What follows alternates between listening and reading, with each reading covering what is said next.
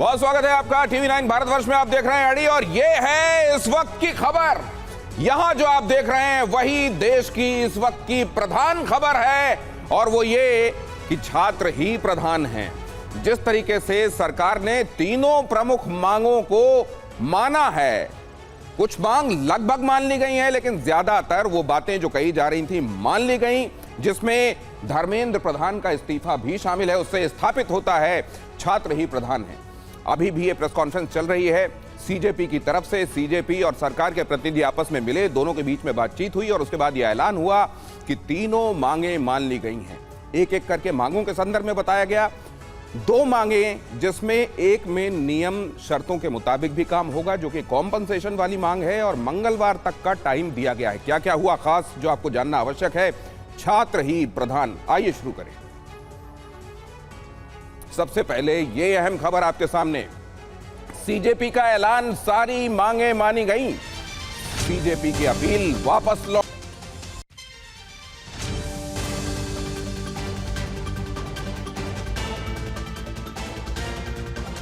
और इसमें इस्तीफा हुआ, एफआईआर रद्द हुई, मुआवजा मिलेगा, यह सीजेपी की तरफ से ऐलान किया गया। सीजेपी ने बताया कि पहली महत्वपूर्ण मांग, सबसे पहले उसका जिक्र किया गया, धर्मेंद्र प्रधान के इस्तीफे के बाबत कहा गया कि ये तो आप सब जानते हैं, ये मान ली गई। उसके बाद बताया गया कि एफआईआर निरस्त करने के संदर्भ में न सिर्फ दिल्ली में बल्कि बीजेपी रूल्ड अलग अलग स्टेट्स में जहां पर भी प्रदर्शन के दौरान एफआईआर लॉन्च की गई है, वो एफआईआर निरस्त की जाएंगी और मंगलवार तक इस संदर्भ में जो आवश्यक दस्तावेज हैं, जो कि इस बात को अश्योर करेंगे कि ऐसा हो गया है, वो सीजेपी को दिए जाएंगे। और सिर्फ इतना नहीं, कॉम्पनसेशन के बारे में भी सरकार ने मांगे मान ली हैं। बस ये कहा है कि ये नियम शर्तों के हिसाब से किया जाएगा। जरा सुनिए। आज अभी कुछ देर पहले धर्मेंद्र प्रधान जी ने इस्तीफा दे दिया है। इसका मतलब हमारी पहली मांग, जो इस पूरी प्रोटेस्ट की पहले दिन से मांग थी, 6 जून को जब हम पहली बार जंतर मंतर आए थे, तो धर्मेंद्र प्रधान जी ने इस्तीफा दे दिया है। इसका मतलब है कि हमारी पहली मांग जो है मान ली गई है। जो हम लोगों की दूसरी मांग थी कि सारे एफआईआर्स जो सारे प्रोटेस्टर्स के खिलाफ फाइल किए गए हैं अभी तक, सिर्फ दिल्ली में नहीं लेकिन सारे बीजेपी रूल्ड और बीजेपी एलाइड स्टेट्स में, वो एफआईआर्स विड्रॉ हो जाए, ये भी हमारी सेकंड मांग थी। सरकार ने वो मांग को भी मान लिया है। जितना हमें लास्ट इंफॉर्मेशन के मुताबिक 15 से 20 एफआईआर्स दिल्ली में फाइल हुए हैं। वो सारे एफआईआर्स की कॉपी सरकार ने अश्योर किया है कि शॉर्टली हमारे साथ शेयर करेंगे। एंड जो कॉपीज है वो 3 से 4 दिन के अंदर इन एनी केस हमें मिल जाएगी। जो विड्रॉल है वो भी शॉर्टली सरकार ने अश्योर किया है कि विड्रॉ हो जाएंगे। साथ साथ इन्होंने ये भी हम लोगों ने एग्री किया है कि फ्यूचर में कोई भी एक्शन नहीं लिया जाएगा किसी भी प्रोटेस्टर के खिलाफ एंड सीजेपी की जो टीम है, जो ऑर्गेनाइजर्स है, उनके खिलाफ। जो 1 करोड़ का कॉम्पनसेशन हमने नीट विक्टिम्स की फैमिलीज के लिए मांगा था, उसके लिए सरकार की तरफ से सहमति बन रही है कि जो भी रूल्स और रेगुलेशंस के तहत कॉम्पनसेशन पॉसिबल होगा, एक ऑनररी कॉम्पनसेशन उन फैमिलीज को दिया जाएगा। इसके अलावा हम लोगों ने एक 5 पॉइंट का डिमांड चार्टर भी सरकार के समक्ष रखा था, जिसमें broader educational reforms, exam reforms की बात की गई थी। सरकार से हम लोग लगभग 4 हफ्ते में एक बार फिर से मिलेंगे उस डिमांड चार्टर को लेकर, ताकि हम लोग मिलकर एक ब्रॉडर रिफॉर्म्स पर साथ में काम कर पाए। हमारी भी सहानुभूति है, जान किसी बच्चे की जाए और उसके प्रति हम भी सहानुभूति रखते हैं। और सरकार, प्रधानमंत्री मोदी जी अत्यंत सहानुभूति के साथ हम सब लोगों ने कहा है कि honourable compensation according to the rules and regulations, whatever maximum will be possible, that will be given to them. Detail में चर्चा होने के पश्चात सबसे पहली बात तो ये है कि जो इनका एक 4 पॉइंट्स था, उसका लबोलबाब ये था कि कोई भी एक्शन एफआईआर न हो, और अगर है तो वो विड्रॉ हो, वो चाहे दिल्ली पुलिस के द्वारा हुआ हो, चाहे वो बीजेपी रूल स्टेट्स में कहीं हुआ हो, तो वो एफआईआर की कॉपी भी इनको हम देंगे और उसको विड्रॉ करने की बात कोई भी एक्शन नहीं होगा। इस बात को सरकार ने स्वीकारा है जो प्रोटेस्टर्स के साथ प्रोटेस्ट के दौरान हुआ है।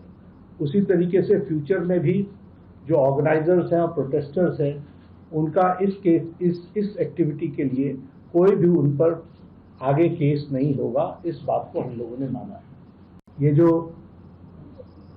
5 पॉइंट चार्टर है जो आपने मुझे परसों दिया, कल दिया था, उस 5 पॉइंट चार्टर पे हमारा कहना ये है जो एजुकेशन के एग्जामिनेशंस के रिफॉर्म्स के से जुड़ा हुआ है, उसके बारे में हमारा ये कहना है कि हम एजुकेशन के एग्जामिनेशन के रिफॉर्म्स के लिए जो आपका चार्टर है उस पर हम गहन चिंतन भी करेंगे और आपके डेलीगेशन के साथ बातचीत करके जो कुछ भी हम डेलिब्रेट कर सकेंगे वो हम करने का प्रयास करेंगे।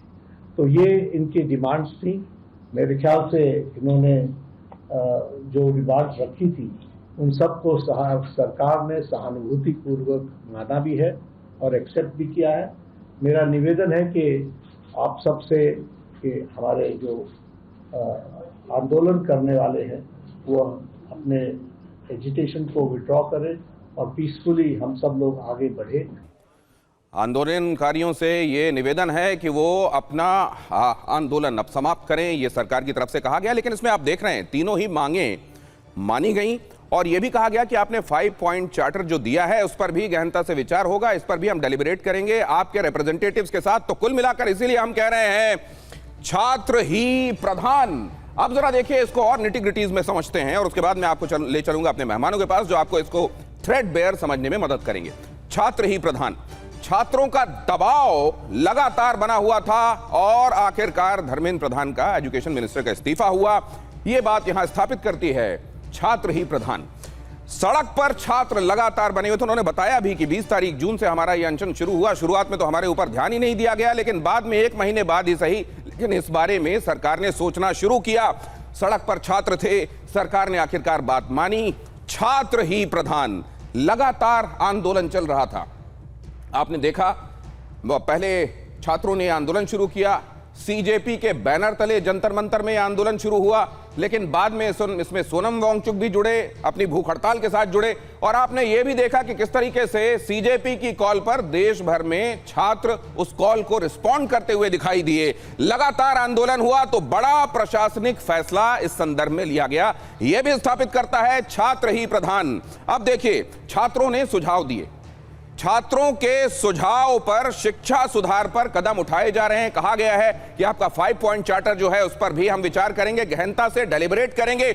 मतलब छात्र ही प्रधान। अब जरा आ जाइए आगे, इसी को देखेंगे। अगर आप कैंपस से आवाजें उठनी शुरू हुई, एजुकेशन इंस्टीट्यूशन से आवाजें उठनी शुरू हुई और इसी का असर है कि देश भर में यह आवाज रिवर्बरेट करने लगी छात्रों की, जिसमें कहा गया कि यह लीकेज छात्रों के भविष्य के साथ खिलवाड़ है और अब ये और नहीं चाहिए। इसीलिए देश भर में इसकी गूंज फिर अनसुनी नहीं की जा सकती थी।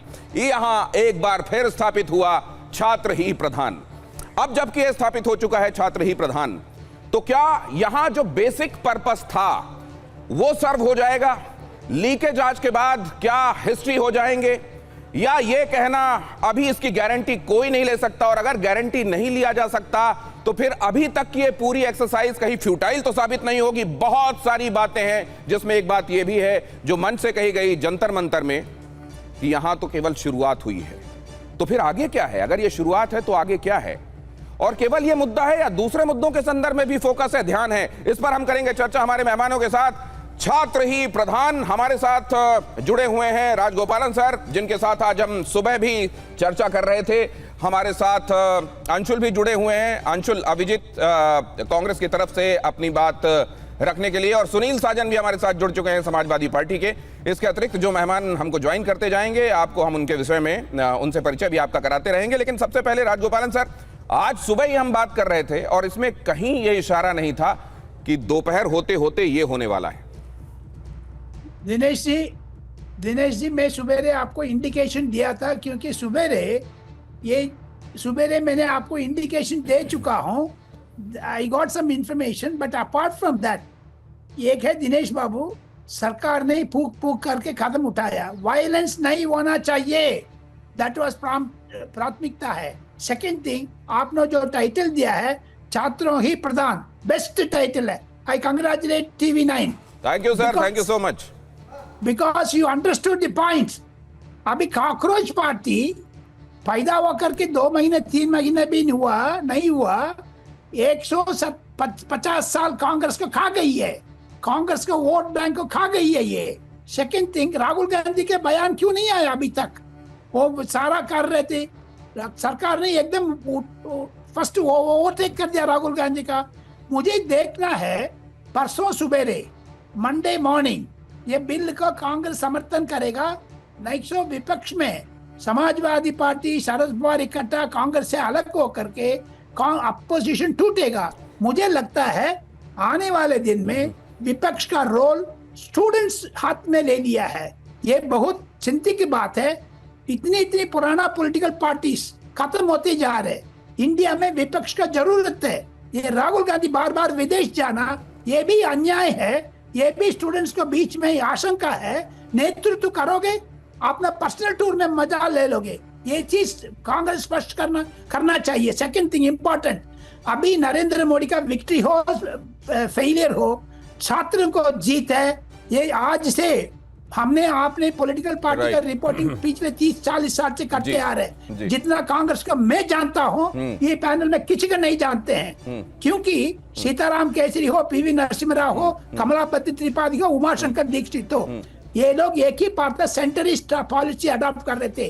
कांग्रेस ने एक दूसरा पॉलिसी लिया है, इसीलिए कॉकरोच पार्टी कांग्रेस को स्थान ले लिया। चलिए, आपकी ये बातें, आप इस पर जवाब भी बड़ा आवश्यक है। आपने 2 बातें महत्वपूर्ण कही हैं कि ये अब देखना है मंडे से इस पर जब सरकार कठोर बिल लाने के संदर्भ में कार्रवाई करती है तो क्या होता है। ऑपोजिशन यूनाइट होकर सरकार का समर्थन करता है क्योंकि कड़े कदम उठाए जा रहे हैं पेपर लीकेज को रोकने के लिए, या इस पर सियासत अब भी जारी रहती है। और दूसरे, आपने कहा कि एक तरीके से ये कदम उठाकर सरकार ने इस मुद्दे को लेकर जो आउट ऑफ द प्रोपोर्शन आपके हिसाब से जो इसको ब्लो किया जा रहा था, और इसमें दूसरे लोग जिनकी नीयत के संदर्भ में शायद एस्पिरेशन कास्ट किए जा सकते थे, उसको पंक्चर करने का काम सरकार ने किया है और विपक्ष की जगह छात्र लेते जा रहे हैं। 3 महत्वपूर्ण बातें आपने कही हैं। इस पर मैं अंशुल अभिजीत की प्रतिक्रिया ले लूं।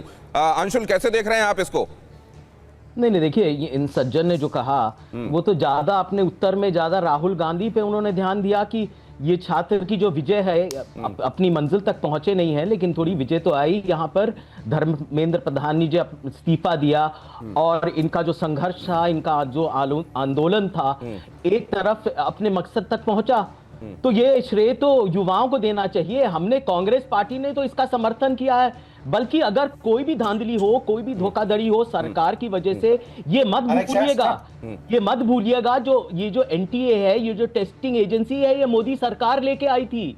एक प्रणाली दूसरी थी उसको पहले, उसको हटा के ये लेके आई, एक भ्रष्ट प्रणाली लेके आई और राज्यों पे दबाव डाला गया कि इसको अपनाइए, और उसका नतीजा क्या हुआ। और उसके बाद राधाकृष्णन कमेटी बैठाई गई, उसको नजरअंदाज कर दिया गया, उनके पूरे सलाह को कोई सलाह मांग नहीं की, वो उस तरफ देख रहे थे, इधर देख रहे थे, और धांधली होती गई।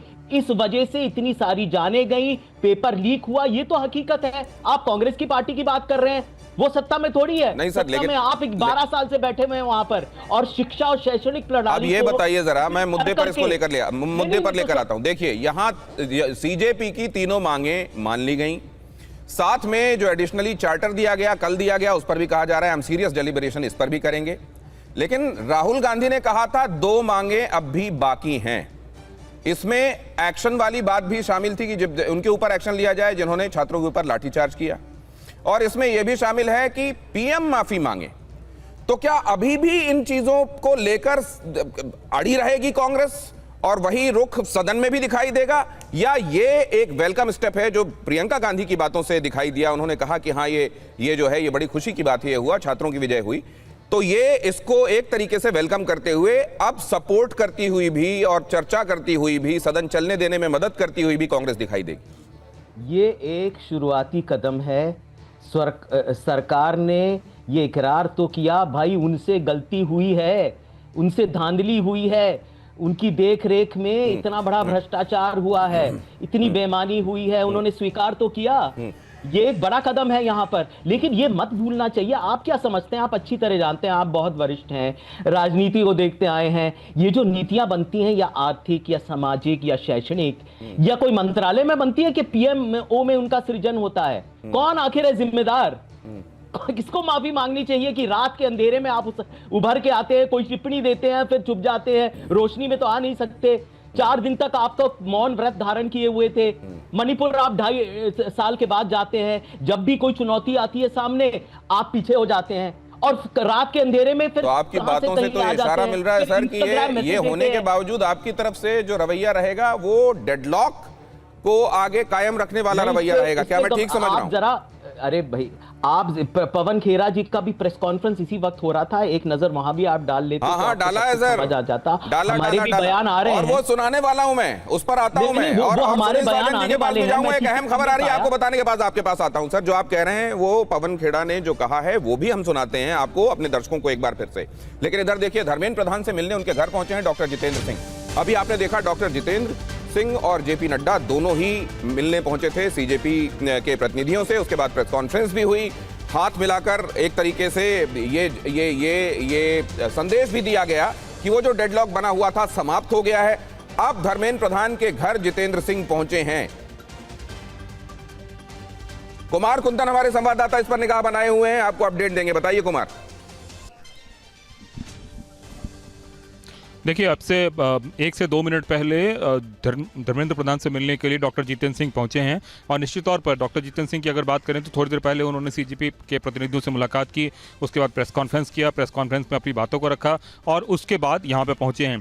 तो अगर हम कहें कि इस्तीफा देने के बाद जो बड़े नेताओं के मिलने का सिलसिला है, उसमें सबसे पहले केंद्रीय गृह मंत्री अमित शाह यहाँ आए और उसके बाद अभी यहाँ पे डॉक्टर जितेंद्र सिंह आए हैं। तो निश्चित रूप से भारतीय जनता पार्टी का जो आला नेता है और फिर कह सकते हैं कि वरिष्ठ नेताओं का वर्ग है, वो एक एक करके यहाँ पे आ रहा है और इस्तीफे की बाद की बदली हुई परिस्थितियों के मद्देनजर उनसे मुलाकात कर रहा है और आगे की रणनीति पर चर्चा भी कर रहा है।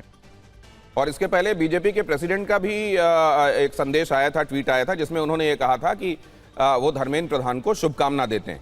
तो इसको समग्रता में कैसे देखा जाना चाहिए? कुंदन, आगे भी आपके पास लौटूंगा, अंदर से कोई इनपुट आए तो प्लीज बताइएगा। हाँ, कुछ आप कह रहे हैं? मैं ये कहना चाह रहा हूं कि सिर्फ बीजेपी प्रेसिडेंट ही नहीं, बीजेपी के जितने वरिष्ठ नेता हैं और केंद्रीय मंत्री हैं, एक एक करके सब लोग धर्मेंद्र प्रधान के पक्ष में ट्वीट कर रहे हैं। ये मुश्किल वक्त में सॉलिडेरिटी भी है क्या? इसमें किरण रिजिजू से लेकर तमाम तरह के नेता शामिल हैं। निश्चित रूप से सब लोग उनके पक्ष में सॉलिडेरिटी दिखा रहे हैं और चूंकि उन्होंने इस्तीफे को मॉरल ग्राउंड पे अपना इस्तीफा दिया है और उस मॉरल एक तरह से कह सकते हैं कि विक्ट्री के तौर पर वो अपने आप को पेश करना चाहते हैं, तो शायद यही वजह है कि भारतीय जनता पार्टी ने पूरे मामले में उनको एक तरीके से एक बड़ा नेता बनाने की कोशिश की है कि उन्होंने एक ऐसे ग्राउंड पे इस्तीफा दिया है जिसपे नैतिकता की बात आती है। तो निश्चित रूप से पूरा का पूरा जो भारतीय जनता पार्टी का अमला है वो अभी उनके साथ है और एक एक करके उनसे मिलने के लिए आ रहा है। दिनेश, भारतीय जनता पार्टी के बड़े नेता धर्मेंद्र प्रधान से मुलाकात करने के लिए पहुंच रहे हैं। जितेंद्र सिंह इसी कड़ी में अभी वहां मिलने के लिए पहुंचे हैं। इससे पहले अमित शाह भी उनसे मिलने के लिए पहुंच चुके हैं और जैसा मैंने आपको बताया, भारतीय जनता पार्टी के अध्यक्ष ने भी उनको शुभकामनाएं दी हैं। और इधर देखिए, धर्मेंद्र प्रधान के इस्तीफे के बाद हलचल बढ़ गई है। अगली खबर देखिए, दिल्ली में है महाराष्ट्र के सीएम देवेंद्र फडणवीस।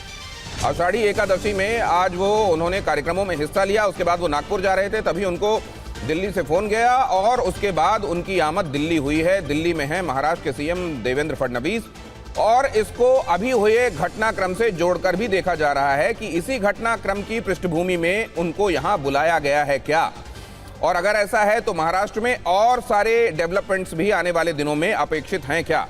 अगले शिक्षा मंत्री पर चर्चा के बीच दिल्ली बुलाया गया है देवेंद्र फडणवीस को। धर्मेंद्र प्रधान ने, आप जानते हैं, इस्तीफा दे दिया है। इस्तीफे की चिट्ठी में उन्होंने क्या लिखा? महत्वपूर्ण यह था कि उन्होंने ये फैसला युवाओं के लिए लिया है। अब जरा ये भी देख लीजिए, यह महत्वपूर्ण है कि धर्मेंद्र प्रधान ने अपने इस्तीफे में क्या लिखा है। ये पूरी जानकारी हम आपको देने वाले हैं, लेकिन सबसे पहले धर्मेंद्र प्रधान की चिट्ठी का सबसे अहम संदेश आपके सामने रख देता हूं। उन्होंने जो लिखा उसका सबसे महत्वपूर्ण हिस्सा आपके सामने। जंतर मंतर पर और देश में जो स्थिति बनी है, इस स्थिति का राष्ट्र विरोधी ताकतें लाभ ना उठाएं, देश की एकता बनी रहे, भारत के एक भी विद्यार्थी का भविष्य कानूनी पेचीदगियों में ना उलझे, हमारे बच्चे अपना समय पढ़ाई में ही लगाएं, करियर बनाने पर फोकस करें। इसी बात पर विचार करते हुए मैंने अपना त्यागपत्र माननीय प्रधानमंत्री जी को भेज दिया है। तो धर्मेंद्र प्रधान ने ये जो बातें कही हैं ये महत्वपूर्ण हैं। उन्होंने ये कहा है कि ये जो आंदोलन चल रहा है ये कहीं ऐसा ना हो कि ये डिरेल हो और इसका फायदा कहीं राष्ट्र विरोधी तत्व ना उठाने लगे, और ऐसा भी ना हो कि देश का जो युवा है उसका भविष्य महत्वपूर्ण है, कहीं वो डिफोकस हो और ऐसी चीजों में उलझ जाए जो कि अनापेक्षित हैं। अब देखिए जरा, पेपर लीक की पहले दिन से जिम्मेदारी ली, प्रधान का इस्तीफा। चिट्ठी पे क्या लिखा? उन्होंने लिखा है मैंने अपना त्यागपत्र माननीय प्रधानमंत्री जी को भेज दिया है। इसी में जो महत्वपूर्ण बातें हैं वो यहां आपके सामने रख रहा हूं। संकल्प लिया कि अन्याय नहीं होने देंगे, पहले दिन से जिम्मेदारी ली है, और यह भी कि अन्याय नहीं होने देंगे। जिम्मेदार लोगों ने छात्रों को गुमराह किया। ये महत्वपूर्ण है कि वो ये कह रहे हैं कि छात्रों को इस बारे में गुमराह भी किया गया है। जिम्मेदार लोगों ने छात्रों को गुमराह किया। बाधा डालने से मन अत्यंत व्यथित हुआ। जिस तरीके से यह हुआ, मन व्यथित है। युवाओं की आकांक्षा, सपनों का सम्मान करते हुए उन्होंने ये कदम उठाया। वो ये भी कह रहे हैं क्विकली इसको चेंज कीजिए, भारत का भविष्य और शिल्पकार हैं युवा। 10 दिनों के घटनाक्रम से मेरा मन दुखी है। पद व्यक्तिगत है, प्रतिष्ठा का विषय नहीं है। पद जो है वो व्यक्तिगत प्रतिष्ठा का विषय नहीं है, इसको लेकर कोई ईगो हैसल्स नहीं है। वो ये बताने की कोशिश कर रहे हैं भारत की युवा शक्ति असली ताकत है। ये बात भी उन्होंने कही। युवाओं को भ्रम में फंसने नहीं दूंगा। धर्मेंद्र प्रधान ने कहा कि भ्रम में नहीं फंसने देना है, इसलिए कदम उठाया जा रहा है। राष्ट्र विरोधी ताकतें फायदा ना उठाएं, इसलिए वो ये कदम उठा रहे हैं इस्तीफे का। ये बात भी उन्होंने कही। भारत की एकता बनी रहनी चाहिए, अपने इस्तीफे में उन्होंने ये बात भी लिखी है। और कुल मिलाकर अगर आप इसको देखें तो ये लब्बो लुआब स्पष्ट हो जाता है कि वो ये बता रहे हैं कि जिम्मेदारी तो हमने ली, हम उसके लिए जरूरी कदम रेक्टिफाई करने के लिए उठा भी रहे थे। उन्होंने ये भी लिखा कि कोई छात्र कानूनी उलझन में ना फंसे, उसका काम है अपनी पढ़ाई में फोकस करना, करियर बनाना, और उसमें वो वक्त लगाएं। ये इंश्योर करने के लिए भी मैंने ये काम किया है कि एक तो वो अपने मुख्य मुद्दे से, पढ़ाई से, करियर बनाने से भटके नहीं, और दूसरा अगर कोई इसका अनर्गल फायदा उठाने की कोशिश कर रहा है राष्ट्र विरोधी ताकतें, तो वो ना होने दिया जाए। इसीलिए बच्चों के भविष्य के लिए ये मेरा इस्तीफा है। धर्मेंद्र प्रधान ने यह भी लिखा, और यह भी लिखा कि पीएम के मार्गदर्शन में अपना काम करता रहूंगा। प्रजातंत्र की शक्ति में मेरा पूरा भरोसा है। धर्मेंद्र प्रधान ने अपने इस्तीफे में ये वो मुख्य बातें हैं। उन्होंने ये भी कहा, राष्ट्र सेवा मेरी सर्वोच्च प्राथमिकता है और राष्ट्र सेवा मैं करता रहूंगा। चिट्ठी की ये बड़ी बातें हैं, नैतिक जवाबदेही मानी। युवाओं के लिए इस्तीफे की बात उन्होंने कही कि युवा भटक न जाएं, वो अपने करियर पर फोकस करें। साजिश का आरोप उन्होंने लगाया कि कुछ लोग इसमें लगे हुए थे और वो बाधा डाल रहे थे, सियासी दलों पर हमला किया।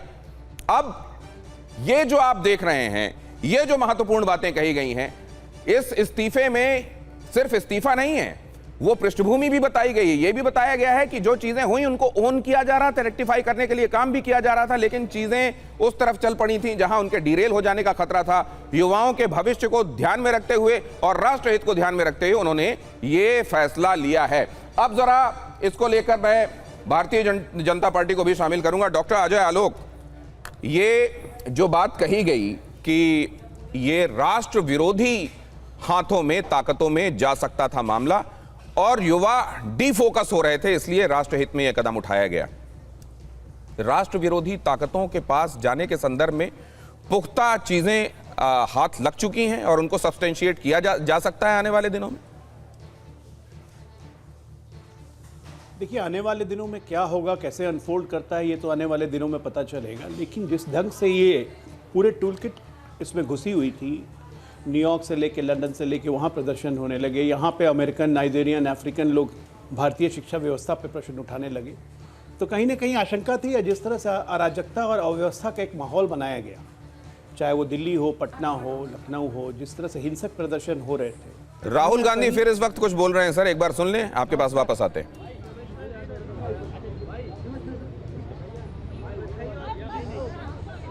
थोड़ा सा भैया हो जाओ पीछे।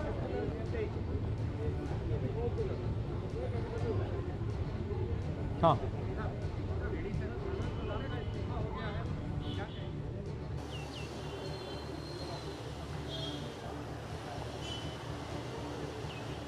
एजुकेशन सिस्टम जो हमारी शान हुआ करती थी, पूरी दुनिया में एक्नॉलेज था कि हिंदुस्तान का एजुकेशन सिस्टम बहुत बढ़िया है। उस पर सालों से आक्रमण हो रहा है, उसको कैप्चर किया जा रहा है, उसको प्राइवेटाइज किया जा रहा है, उस पर रिएक्शन था।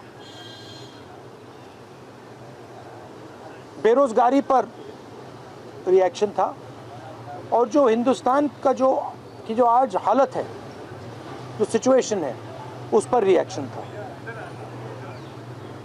प्रधान एक सिंबल है, करप्शन का सिंबल, एजुकेशन सिस्टम के डिस्ट्रक्शन का सिंबल, इनकॉम्पिटेंस का सिंबल। उसको तो जाना ही था, और अच्छा है कि वो गया। बट अब कॉन्क्रीट स्टेप्स एजुकेशन सिस्टम को बदलने की सरकार को लेने पड़ेंगे। बहुत बड़ा मुद्दा है आरएसएस का जो कैप्चर है हिंदुस्तान के सिस्टम पर, एजुकेशन सिस्टम पर। अगर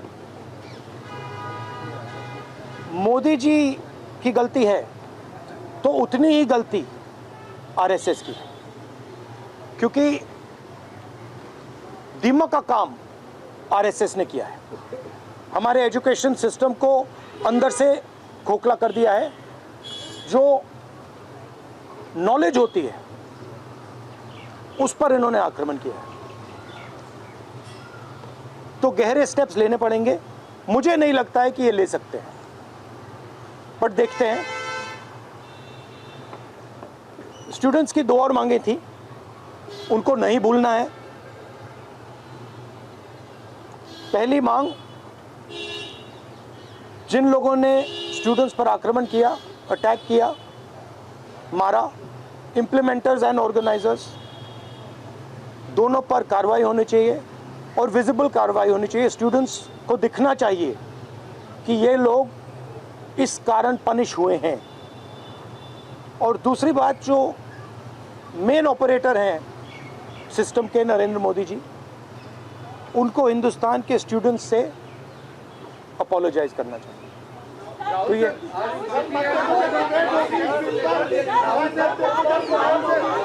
भैया देखिए, एक एक करके, one at a time. I can't hear.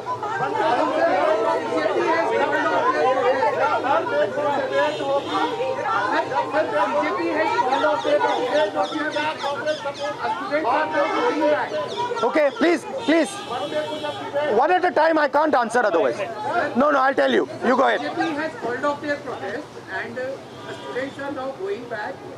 Their 2 demands, sir, as you mentioned, that has been not fulfilled. So, what will be your step in the parliament when parliament commences on Monday? Well, the first, they are also bringing a new bill, sir. The first thing is that we hold Mr. Amit Shah directly responsible for the violence that has taken place against our students. He authorized the shooting of our students. He authorized the use of lethal weapons, pellet guns, on our students. So that for us is a fundamental issue. We will not accept our own forces shooting the future of India. So that is going to be a major issue in Parliament. Of course, the students, as I said, have also got the demand of an apology from the Prime Minister. Look, this protest, the reason it has happened, the deeper reason it has happened, is that the Indian system, job creation system, education system, institutional system, media system has been destroyed. It has ceased to exist. There are consequences to this. We are facing now a time of serious economic crisis. And in times of serious economic crisis, you need that system.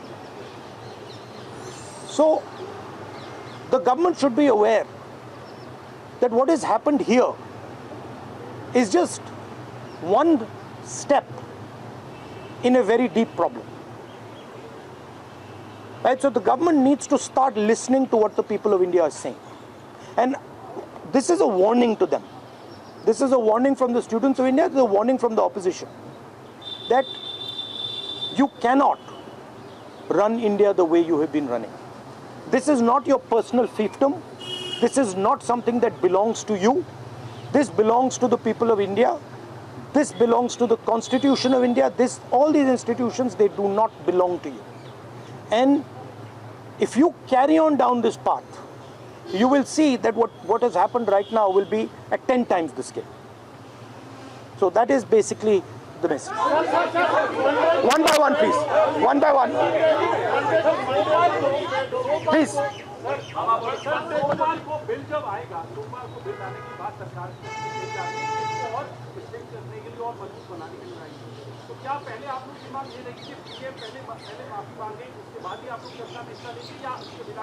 देखिए, इसमें हमारा Congress party का central principal है कि हम ये जो सवाल हैं, हमारी जो मीटिंग होती है ऑपोजिशन के साथ, उस मीटिंग में हम रेज करते हैं और जो ऑपोजिशन का कंसेंसस बनता है उस पर हम डिसीजन लेते हैं पार्लियामेंट में. That is our discipline, that is our way of functioning.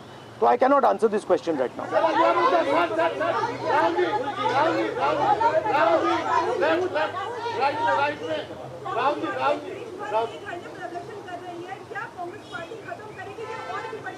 नहीं, हमारा प्रोग्राम जो स्टूडेंट्स का प्रोग्राम है वो चलेगा, क्योंकि हमारी इश्यूज लॉन्ग स्टैंडिंग इश्यूज हैं और हमारा तो नहीं रुकेगा.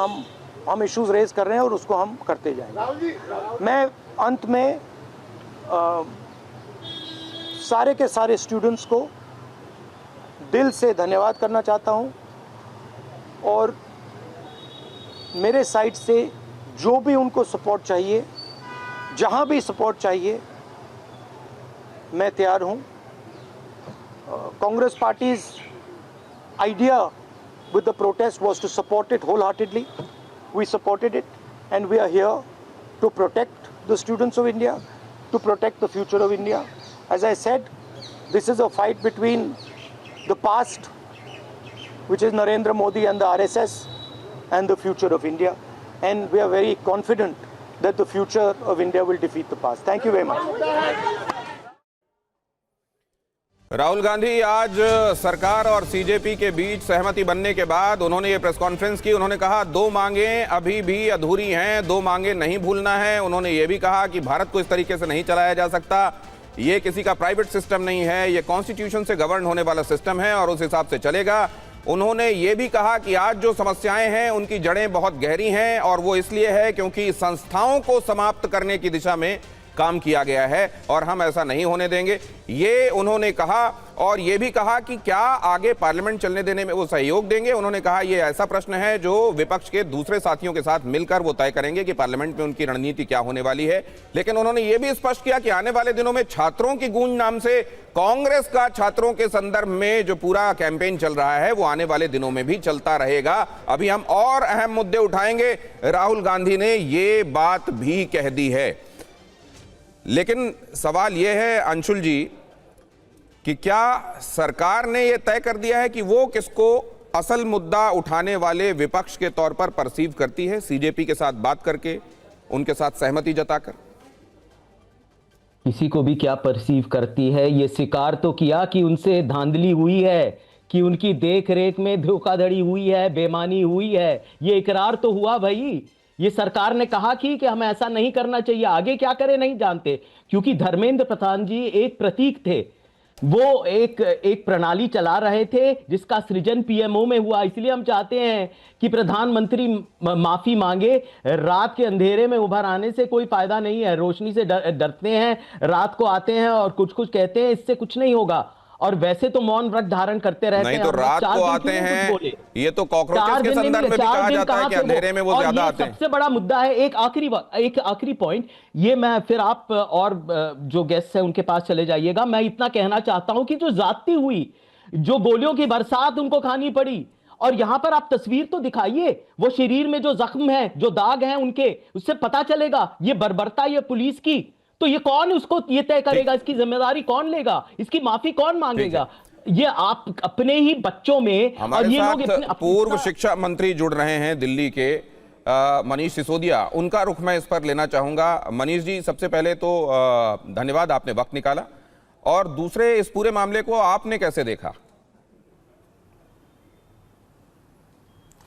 मैं इसको जेनजी के एक आंदोलन के रूप में, छात्रों के एक आंदोलन के रूप में देख रहा था, और उनकी बात सरकार तक पहुंचे उसमें हम साथ खड़े थे। आज जेनजी ने सरकार को, प्रधानमंत्री जी के अहंकार को झुका दिया। प्रधानमंत्री जी बिना लाठी के बात नहीं करते थे, बिना ईडी और सीबीआई के बात नहीं करते थे कि कोई उनके सवाल उठाए, कोई उनके काम पे उंगली उठाए, उनसे कोई क्वेश्चन करे तो बिना ईडी, बिना सीबीआई, बिना लाठी के वो बात नहीं करना जानते। लेकिन पहली बार इस जेनजी ने प्रधानमंत्री जी को रील बनाने पे सिखा दिया, रील पे ले आए, और रील से लेके ये सारे लोग कहते थे 2-4 दिन पहले तक ये बच्चे केवल रील बनाना जानते हैं, ये रील बनाने वाले बच्चे हैं, आंदोलन थोड़ी करेंगे, 4 दिन जंतर मंतर रहेंगे। बहुत लोगों ने कहा, मैंने टीवी डिबेट्स में सुना, मैंने सोशल मीडिया पे देखा, ये तो रील बनाने वाले बच्चे हैं। लेकिन रील बनाने वाले बच्चों ने सरकार के अहंकार की रेल बना के दिखा दी आज। लेकिन मनीष जी, एक तो ये कि इसके पीछे ये समझा जा रहा है, जो बहुत सारे लोग इसकी तर्जुमानी कर रहे हैं, कि दीप के पहले किसी जमाने में आम आदमी पार्टी से जुड़े हुए थे, और इस पूरे आंदोलन को कहीं ना कहीं आम आदमी पार्टी ही इसके पीछे का ब्रेन है। इस पर आप क्या कहेंगे? देखिए, ब्रेन तो बहुत लोगों का होता है। आम आदमी पार्टी, क्योंकि ये यूथ का मुद्दा है, क्योंकि ये एजुकेशन का मुद्दा है, तो हम देश के जेनजी के साथ खड़े थे। जिस वक्त देश का जेनजी सड़क पे उतर रहा है, जंतर मंतर पे बैठ रहा है, धूप में तपस्या कर रहा है, हम बैठ के अपने एसी कमरों से बैठ के ट्विटर पे ट्वीट नहीं करते रह सकते, हम भी सड़क पे उतरे। मैं खुद उतरा सड़क पे। आम आदमी पार्टी ने, देश की कई और पार्टियों ने इसका साथ दिया, लेकिन मुझे फक्र है कि आम आदमी पार्टी ने इस आंदोलन का समर्थन किया, इसकी आवाज उठाई हमने। और आम आदमी पार्टी इसमें बिल्कुल इंपॉर्टेंट नहीं है, और मैं बिल्कुल क्रेडिट भी नहीं देता आम आदमी पार्टी को कि ये आज धर्मेंद्र प्रधान का इस्तीफा आम आदमी पार्टी की वजह से हुआ है। धर्मेंद्र प्रधान का इस्तीफा जेनजी के गुस्से की वजह से हुआ है। आम आदमी पार्टी का उसको डे 1 से समर्थन था। नहीं, तो इसमें जो छात्रों के समर्थन में जो आवाज थी, वो विपक्ष की साझा आवाज थी, या आम आदमी पार्टी की अलग आवाज थी, कांग्रेस की अलग आवाज थी, समाजवादी की अलग थी? विपक्ष मतलब इस बारे में अलग अलग तरीके से आवाज उठा रहा था। देखिए, मैं दूसरी पार्टियों के बारे में कुछ नहीं कह सकता, लेकिन आम आदमी पार्टी के टॉप टू बॉटम लीडर्स की, कार्यकर्ताओं की सहानुभूति, सहयोग, सड़क पे खड़े होने की जज्बा, सब कुछ आम आदमी पार्टी का पूरी तरह से इस आंदोलन के साथ था। और इसमें कोई तर्जुमा करने की जरूरत नहीं है, खुल के था। कोई ऐसा नहीं है कि आरोप लग रहा है जी आम आदमी पार्टी के साथ था। भाई, हम तो साथ हैं। नहीं, मैं इसलिए ये सवाल पूछ रहा हूं, पे साथ हैं, जो भी जहां खड़ा होगा, इसलिए ये सवाल आपसे पूछ रहा हूं क्योंकि बीच में ये भी देखा गया कि आपकी ही पार्टी के नेताओं ने ये भी कहा कि असल में देखिए, ये जो जंतर मंतर का की जो लाइमलाइट है, वो फुटेज लेने की कोशिश में, और कहीं ये भी स्थापित करने की कोशिश की गई कि शायद सत्ता पक्ष के साथ कहीं कोई मिली भगत है, इसीलिए कांग्रेस जो है वो प्रधानमंत्री आवास के सामने प्रदर्शन कर रही है, ताकि ध्यान जंतर मंतर से इधर आ जाए। देखिए, हमारा डे 1 से स्टैंड ये था।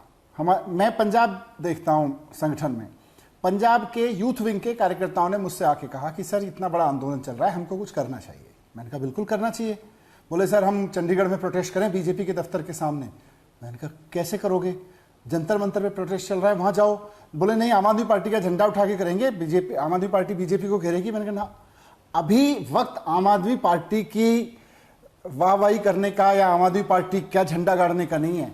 युवाओं ने झंडा उठा रखा है कि शिक्षा में घोटाला हुआ है जी। देश के युवाओं के साथ खड़े हो जाओ, चुपचाप जाके जंतर मंतर, अगर जिसका मन कर रहा है। तो अब ये कभी नहीं कहा कि आम आदमी पार्टी का झंडा उठा। अच्छा, तो ये तो एक बात हो गई कि आम आदमी पार्टी से बड़ा मुद्दा युवाओं ने उठा रखा था भाई।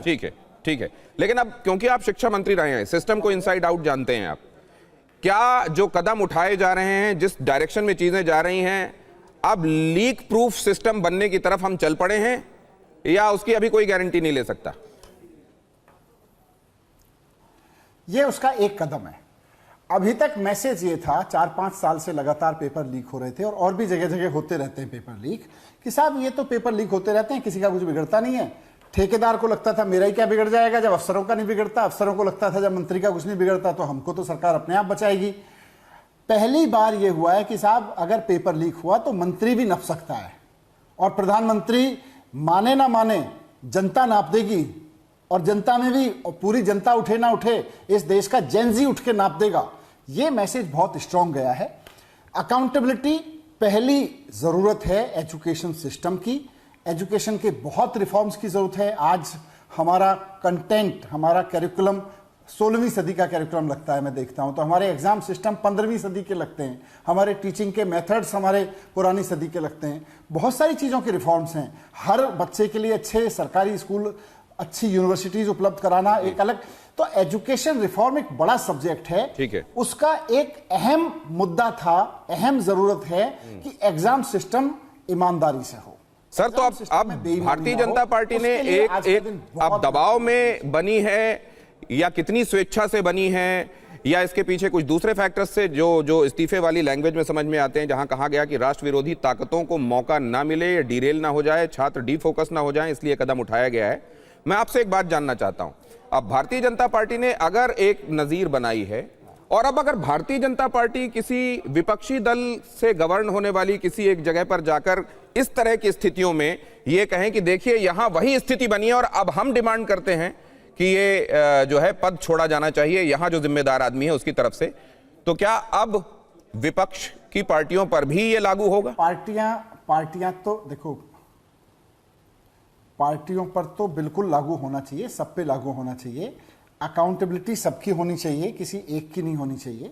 लेकिन पार्टियां तो एक दूसरे के ऊपर आरोप लगाएंगी, लेकिन आप इस मामले में देखिए ना कि भ्रष्टाचार हुआ, खुद सरकार ने माना। सरकार ने माना कि हाँ दोबारा पेपर करा लेते हैं। सरकार ने माना कि हाँ जी नीचे हमने कुछ लोगों को पकड़ के जेल में डाल रखा है। छात्र निकल के आए, बोले जी हर साल पेपर लीक होता है, 4 साल बाद आप उसको छोड़ दोगे। बोले सीबीआई ने कोई जरूरत नहीं महसूस की उसके खिलाफ कुछ बोलने की कोर्ट में, इसलिए हमने उसको छोड़ दिया। संजीव मुखिया जैसे व्यक्ति को छोड़ दिया गया। तो इस सब के बीच में भारतीय जनता पार्टी देश की सरकार में है। भारतीय जनता पार्टी को बहुत पहले ये इस्तीफा दिलवा देना चाहिए था जो इन्होंने छात्रों के दबाव में दिया है। तो क्या अब इस मामले में छात्रों की भावनाओं का सम्मान बाकी दलों की सरकारों की तरफ से भी इसी तरीके से रखा जाएगा, किया जाएगा? ये भी एक प्रेशर उनके ऊपर भी बना क्या? ये भी करना चाहिए। सिर्फ शिक्षा मंत्रालय में क्यों, सारे मंत्रालय में होना चाहिए। सिर्फ शिक्षा मंत्रालय, आज छात्रों ने उठा लिया, कल को कोई और डिपार्टमेंट उठाएगा, कल को तीसरे डिपार्टमेंट के बेनिफिशियरी उठाएंगे। जहां भी घोटाला हो रहा है हर जगह होना चाहिए, लेकिन जवाबदेही तो तय हो ना। नीचे के 4 प्यादों को पकड़ के आप जेल में डाल देते हो, उसमें कुछ नहीं करते हो। बात मेरा मामला देख लीजिए, 18 महीने जेल में रह के आया हूं बिना कुछ गड़बड़ किए। अंत में जाके कोर्ट ने कहा कि भैया ऊपर से नीचे तक कहीं कोई गड़बड़ी नहीं हुई। विपक्ष के मामले में तो यह कर देते हो कि कहीं कोई भारतीय जनता पार्टी के दफ्तर में बने हुए नोट्स पे आप उठा के सरकारें गिरा देते हो। अपनी पार्टी पे जब बात आती है और जब देश का युवा बात उठा रहा है तो आप कह रहे हो नहीं नहीं नहीं नहीं, हम देखेंगे, करेंगे, रील बनाएंगे, उसके बाद करेंगे, नहीं करेंगे, ये तो पाकिस्तान फंडेड है, ये तो चाइना फंडेड है, ये तो रील बनाने वाले लड़के हैं, ये तो आम आदमी पार्टी के सपोर्ट से चल रहा है आंदोलन। क्या मतलब है इन चीजों का? गड़बड़ हुई है, उठाओ। तो आपको ये लग रहा है एंड पर्पस सर्व हो जाएगा, या पहला कदम उठा लिया गया है उस दिशा में? बहुत धन्यवाद करता हूं मनीष सिसोदिया जी, आपने वक्त निकाला। क्या इस दिनेश जी मुझे लगता है दिनेश जी मुझे लगता है कि शिक्षा क्रांति की जरूरत है, बड़ी शिक्षा क्रांति की देश में जरूरत है। पेपर लीक माफिया से लड़ाई में एक बहुत महत्वपूर्ण जीत देश के छात्रों की हुई है। इसके लिए मैं सभी छात्रों को बहुत बधाई जी जी। तो अब आपके इस जवाब के बाद मैं जरूर डॉक्टर अजय आलोक के पास जाना चाहूंगा, और सुनील साजन जी को पास बहुत देर से नहीं गया हूं इस विलंब के लिए, पहले करबद्ध माफी उनसे मांग रहा हूं। सुनील साजन जी, मुझे इस बात का बखूबी एहसास है कि मैं आपके पास नहीं आ पाया हूं, लेकिन उसके लिए परिस्थितियां क्या बन रही वो भी आप देख रहे हैं। मैं इसके फौरन बाद आता हूं, लेकिन डॉक्टर अजय आलोक का एक क्विक कॉमेंट मनीष सिसोदिया जी ने जो कहा है उस पर लेना चाहता हूं। मुझे आश्चर्य लगता है कि विश्व के पहले शिक्षा मंत्री जो साथ में शराब मंत्री भी थे, और वो शिक्षा व्यवस्था पे कमेंट कर रहे हैं। 10 साल दिल्ली में रहे, कौन सी शिक्षा व्यवस्था बदल ली? ये तो हमने देखा ना, क्लासरूम तक बेच दिया था। बिल्डिंग बनती नहीं थी लेकिन शिक्षा व्यवस्था बहुत अच्छी बनाएंगे। तो इन लोग की बात अलग बात है। हाँ, एक चीज़ का एडमिशन इन्होंने जरूर किया कि इस पूरे आंदोलन में ये सक्रिय रूप से इन्वॉल्व थे आम आदमी पार्टी। तो ये आंदोलन छात्रों का स्वतः आंदोलन नहीं, बल्कि इनका पूर्ण समर्थन आम आदमी पार्टी को था, जो इन्होंने आपके चैनल पर एक्सेप्ट किया। इसका मतलब ये अराजकता फैलाने में, ये हिंसा फैलाने में इनकी बहुत बड़ी भूमिका थी। ये आपको पूछना चाहिए था दिनेश जी, लेकिन उसमें ये गोल गोल कर जाते हैं। आज की सबसे कौन सी शिक्षा व्यवस्था राहुल गांधी जी कह रहे थे चौपट कर दिया, आरएसएस फारएसएस, कौन सी शिक्षा व्यवस्था को चौपट किया? न्यू एजुकेशन पॉलिसी हम मैं तो एक चीज कहता हूं आज एनसीईआरटी में अपना डॉक्टर साहब, मैं तो एक सबमिशन आपको देता हूं। देखिए, आपने बहुत महत्वपूर्ण बात कही कि आपको पूछना चाहिए था दिनेश जी। मैं तो ये कहता हूं सर, अगर ये देखिए, अगर आपने कहा कि ये एक तरीके से ये उन्होंने एक्सेप्ट किया है और ये एक्सेप्ट करना फर्दर चीजों की तरफ लीड कर रहा है सर, तो इन्वेस्टिगेशन आपके हाथों में है। आपको इसकी तह तक जाना चाहिए कि क्या डिरेल करने, देश विरोधी काम करने के संदर्भ में कोई किसी को सपोर्ट कर रहा था, और ऐसा है तो निश्चित रूप से वो कार्रवाई होनी चाहिए। लेकिन इसको सब्सटेंशिएट करने लायक चीजें तो जाहिर है आपको जुटाना है। लेकिन अब मैं सुनील साजन जी के पास जाऊंगा। सुनील साजन जी, ये अभी जो स्थितियां आप देख रहे हैं, तमाम तरफ से आने वाले स्टेटमेंट्स भी आप सुन रहे हैं, इसको समग्रता में आप कैसे देखते हैं? और आज मैं अखिलेश यादव जी को भी सुन रहा था, उन्होंने इस पर एक बात कही है कि ये सरकारों के लिए एक सबक है। इस पर मैं आपका एलैबोरेशन चाहता हूं। देखिए, ये सच है कि हमारे नेता माननीय अखिलेश यादव जी ने बिना राजनीति किए कहा कि ये सभी सरकारों के लिए सबक है, और उन्होंने ही सदन में खड़े होकर के कहा था कि ये आंदोलन न समाजवादी पार्टी का है, न कांग्रेस का है, न भारतीय जनता पार्टी के, देश के नौजवानों का आंदोलन है। आज जीत किसकी हुई है दिनेश जी? आज जीत हुई है देश के छात्र छात्राओं की, देश के भाई और बहनों की। आज जीत हुई है लोकतंत्र की, इंकलाब की, संघर्ष की, हौसले की। और उसी तरफ हार किसकी हुई है? देश की भ्रष्ट सरकार की, मोदी जी के अहंकार की, उनके तानाशाही की, और उनके उस रवैये की कि जो हम चाहेंगे वही इस देश में होगा। नहीं होगा। मोदी जी का घमंड हारा है, देश का नौजवान जीता है। लेकिन ये सर, एक ये बड़ा बारीक डिमार्केशन है। मैं आपको बीच में रोक रहा हूं, एक चीज पूछने के लिए। सर, एक चीज मैं जानना चाहता हूं जी, ये क्या एक मुद्दे को लेकर एक डिपार्टमेंट को हेड करने वाले मंत्री के तौर पर इस मुद्दे को देखा जाना चाहिए, या एक जो दूसरी बात आप कर रहे हैं एरोगेंस की तरफ जो आप इशारा कर रहे हैं, वो मुद्दा है? एक्चुअली मुद्दा क्या है यहां पर? दरअसल मुद्दा बीजेपी सरकार की तानाशाही, उनका अहंकार और उनका भ्रष्टाचार। ये तो एक विभाग है ना। अभी देश का नौजवान जब अपनी पेपर लीक को लेकर के बैठा कि भाई हमारी परीक्षा हर बार पेपर लीक हो जाता है, तो क्या कह रही है बीजेपी? अभी भी इनके प्रवक्ता कह रहे हैं ये अराजक थे। अरे हमारा समर्थन था, समाजवादी पार्टी का भी समर्थन था, माननीय अखिलेश यादव जी की गिरफ्तारी भी हुई, लेकिन देश के नौजवानों के लिए, आपके भ्रष्टाचार के लिए। लेकिन इसका मतलब दिनेश जी ये नहीं है कि मुद्दे खत्म हो गए हैं। अभी बेरोजगारी का क्या होगा? E20 का क्या होगा? देश में जो शहीद जवान हुए हैं उनकी शहादत को छिपाने का क्या होगा? किसानों की दोगुनी आय का क्या होगा? लेकिन और ये जो देश के नौजवानों पर लाठीचार्ज आपने कराया, ये जो आपने क्या होगा? आपने दो चीजें यहां पे कही हैं, एक तो इशू और दूसरा एक परसीव्ड एरोगेंस। इसको लेकर मैं डॉक्टर साहब से जरूर, डॉक्टर अजय आलोक, इसमें दो चीजें कही जा रही हैं, इसको आप कैसे देख रहे हैं? एक तो मुद्दा वो छात्रों से संबंधित मुद्दा, और दूसरा इसमें दूसरी बात ये जो परसीव्ड एरोगेंस की बात कही जा रही है, इस पर भी आपका जवाब मुझे चाहिए। देखिए, दो तरीके के लोग होते हैं इस देश में, हैं इस देश में दो तरीके के लोग। एक आग लगने पे जो पूरा प्रयास करते हैं कि पानी डालो, किसी तरह आग को बुझाओ। दूसरे वो होते हैं जो आग लगने पे आग बुझाने की तो छोड़िए, कैसे इसमें पेट्रोल और डाल सकें उसी की चिंता करते रहते हैं। तो ये कैटेगरी बड़ा ही डिफाइन हो गई है पिछले 10 दिनों में कि कौन किस कैटेगरी के लोग हैं, और मुझे इसमें बोलने की ज़रूरत नहीं है, देश की जनता देख भी रही है और समझ भी रही है। एक सरकार के तौर पर प्राथमिकता क्या होती है कि हम अपने छात्रों के साथ खड़े हों। भले उस छात्र आंदोलन में कई सारे अराजक तत्व, देश विरोधी तत्व इसमें इन्वॉल्व थे, चाहते थे कि भारत में एक डिस्टेबिलिटी हो, क्योंकि जिस ढंग से ये कंडक्ट हो रहा था, हिंसक हो रहा था, अराजक हो रहा था, तो निश्चित तौर पे इसके मोमेंटम तोड़ने की जिम्मेदारी हमारी थी। और इसीलिए छात्रों की मांग को एक्सेप्ट करना, अगर इनको लगता है कि हमारी हार हो गई, इनकी जीत हो गई, तो इस गलतफहमी में ये जिंदा रहे। हम अपने छात्रों के साथ खड़े हैं। अब सिस्टम को कैसे मजबूत करना है, इसकी भी जिम्मेदारी हमारी है, क्योंकि सरकार में हम हैं और हम ही सिस्टम देंगे। उम्मीदें भी जनता को हम ही से, मोदी जी से ही कि ठीक करेगा तो मोदी ही। अरे जनता को तो छोड़ दीजिए, विपक्ष को भी उम्मीद मोदी जी से ही।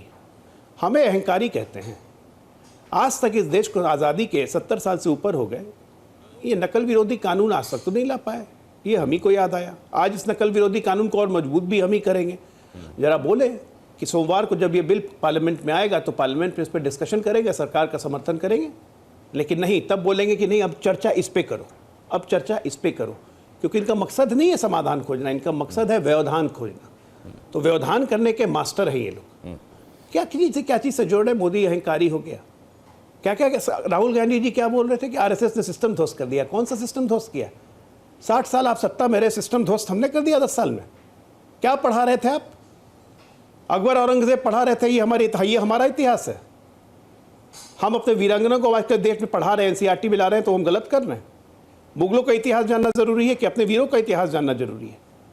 आज की तारीख में नीट 26 भाषा में कंडक्ट होती है, 14 देशों में होता है। इससे आपको दिक्कत है?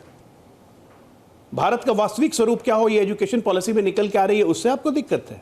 तो डॉक्टर साहब एक खबर आ रही है, आप सभी को बता देता हूं और उसके बाद आप लोगों के पास वापस आता हूं। इस्तीफे पर TV9 की एक्सक्लूसिव खबर। सुबह 9 बजे ही प्रधान ने इस्तीफा दे दिया। कल रात प्रधान को इस्तीफे के लिए कहा गया। किसी कैबिनेट मंत्री को फिलहाल जिम्मा दिया जाएगा, अतिरिक्त प्रभार दिया जाएगा इस डिपार्टमेंट का, ऐसी खबर भी आ रही है। आमोद हमारे संवाददाता इस बारे में आपको जानकारी दे रहे हैं, बताइए आमोद। देखिए दिनेश, क्रम में कल जब जेपी नड्डा और जितेंद्र सिंह मिलकर निकले सीजेपी के नुमाइंदों से, तभी इस बात का मोटा मोटी ये इल्म हो गया था केंद्र सरकार को कि अब बिना इस्तीफे की बातचीत आगे संभव नहीं है। और उन्होंने 24 घंटे का समय नियत किया कि हम आकर आपसे मिलेंगे। उसके बाद जब इन लोगों ने रिपोर्ट सबमिट किया आला नेतृत्व के सामने, तो आला नेतृत्व ने एक तरफ से मन कल ही बना लिया था कि जब इसको किसी भी तरह से इस आंदोलन को खत्म करना ही है और इससे नीचे अगर नहीं मानते हैं तो फिर उसके अलावा कोई चारा नहीं बचता है। लिहाजा सूत्रों के मुताबिक ये जानकारी मिल रही है कि केंद्रीय मंत्री धर्मेंद्र प्रधान को इतला कर दिया गया था कल ही कि इससे नीचे वो मानने को तैयार नहीं है। और मूड उन्होंने कल रात में ही बना लिया था कि जब उससे नीचे नहीं मानने को तैयार हैं और जब ये इस आंदोलन को खत्म कराना सरकार की प्राथमिकता है तो कोई दूसरा चारा बचता नहीं है।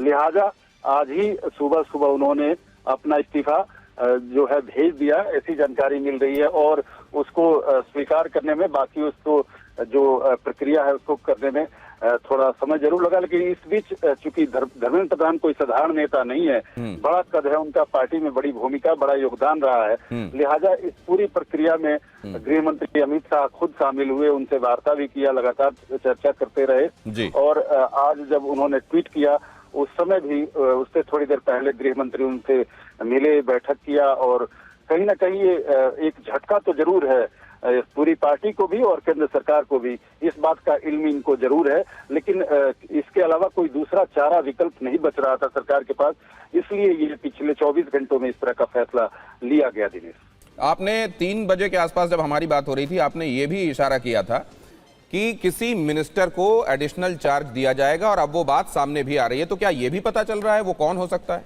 देवेंद्र फडणवीस को भी बुलाया गया है, क्या ये डॉट्स कनेक्ट हो रहे हैं?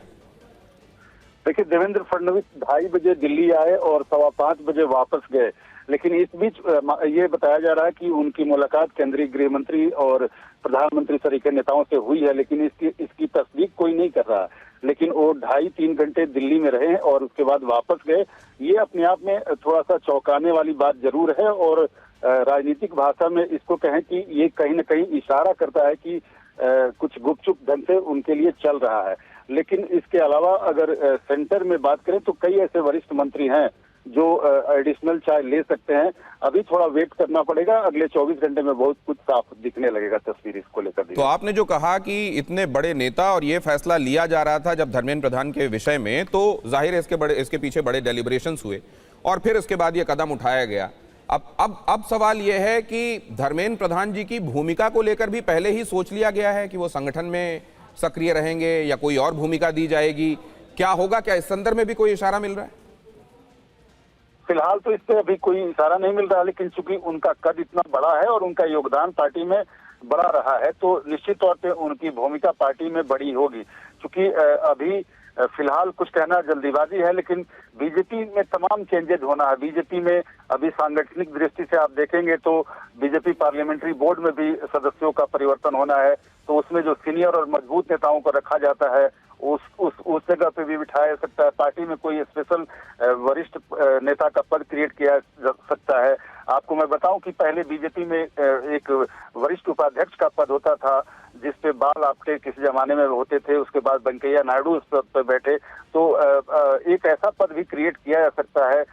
ये भी एक चर्चा है कहीं ना कहीं, तो ये अभी देखना होगा। लेकिन अब इस संदर्भ में एक चीज और है अमोद, ये आपकी आवाज बीच में नहीं आ रही थी, मुझे लगा आपका जवाब पूरा हो गया, लेकिन मैं एक बात और पूछना चाहता हूं आपसे।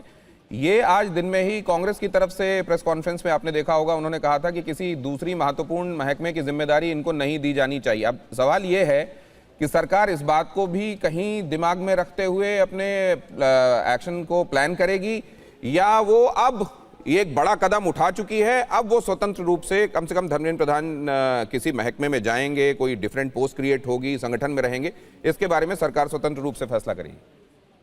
देखिए, प्रधानमंत्री अभी फिलहाल किसी भी तरह से युवाओं में किसी तरह का उनके मन में उल्टा स्थिति पैदा होने देना नहीं चाहती है, लिहाजा अभी उनके सरकार में उनको दोबारा किसी दूसरे मंत्रालय को दिए जाने की संभावना मुझे कम नजर आ रही है। सूत्र भी यही बता रहे हैं कि उनको संगठन में क्योंकि उनकी उपयोगिता ज्यादा बड़ी हो सकती है, और पहले से भी चर्चा थी कि धर्मेंद्र प्रधान अध्यक्ष बन सकते हैं। जब नितिन नवीन अध्यक्ष नहीं बने थे तो अध्यक्ष पदों के प्रत्याशियों में सबसे महत्वपूर्ण उनका नाम शुमार था।